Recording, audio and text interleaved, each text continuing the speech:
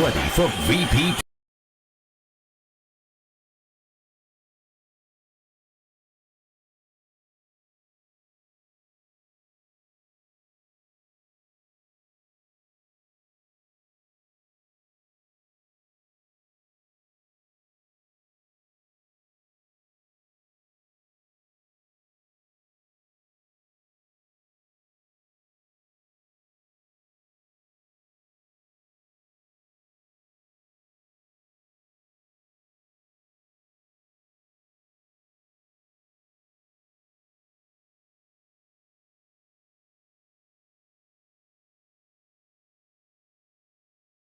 Producing nation. But how much do you know about this valuable yet finite resource?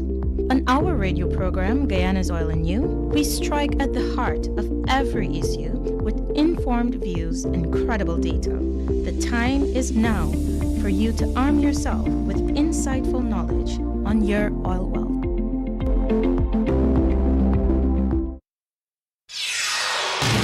This is the news on top of the hour. Live from our studio in Georgetown. Kaieteur Radio, 99.1 FM.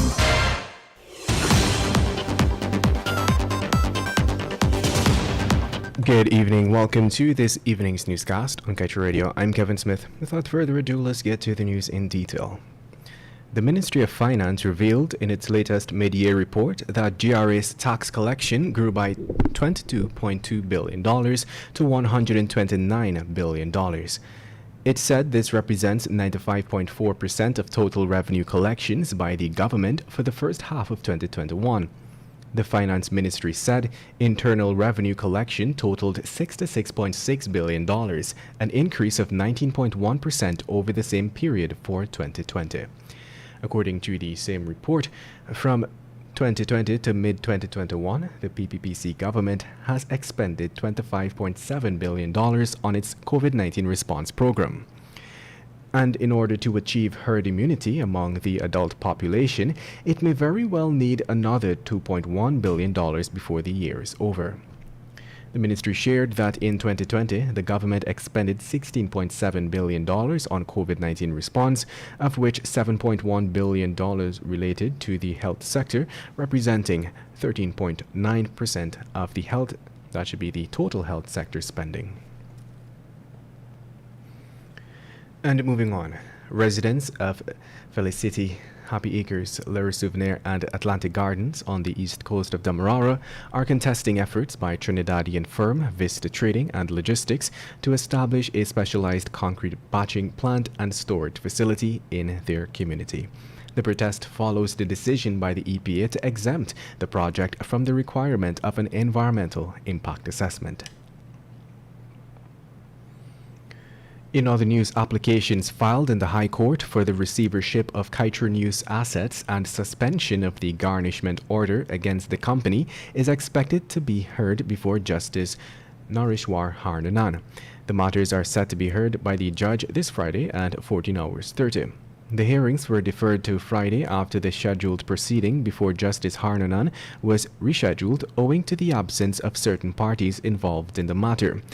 Kaieteur News had filed an application requesting a suspension of the garnishment order obtained by former NISL CEO Winston Brassington in several matters in which he was awarded millions of dollars in damages from a judgment for libel. And moving on, a video recorded confession has proved that Clarence Green, called Molly, had willingly admitted to setting the fire that destroyed the Bergdam police station on Saturday. Recent reports had circulated that Green, through his lawyers Ronald Daniels and Kiswana Jefford, had denied any involvement in the fire. In fact, the suspected arsonist is now claiming that he was assaulted and forced to sign a statement that was never read to him. There were also claims made that the Home Affairs Minister Robeson Ben and an officer by the name of Caesar were present at the time when he was being forced to sign the statement. Consequently, the Ghana Police Force had sent out a press release refuting those allegations, and the suspect's video confession tape, seen and a few other media houses, has proved that Green willingly admitted to setting the Bergdam police station on fire. In other news, provocation at a mining camp in Region 8 has left one miner dead and another in custody for murder. Dead is 38-year-old Eon Anthony Ramnarain of 3rd Avenue, Bartica. According to police, the murder occurred on Monday at a mining camp in Obana Bagdam, Kurabrong, Pataro. It is understood that Ramnarain and the 25-year-old suspect are known to each other since their camps are located next to each other. It is alleged that the suspect is in the habit of cursing and talking to himself, and that Ramnarain usually provokes the suspect.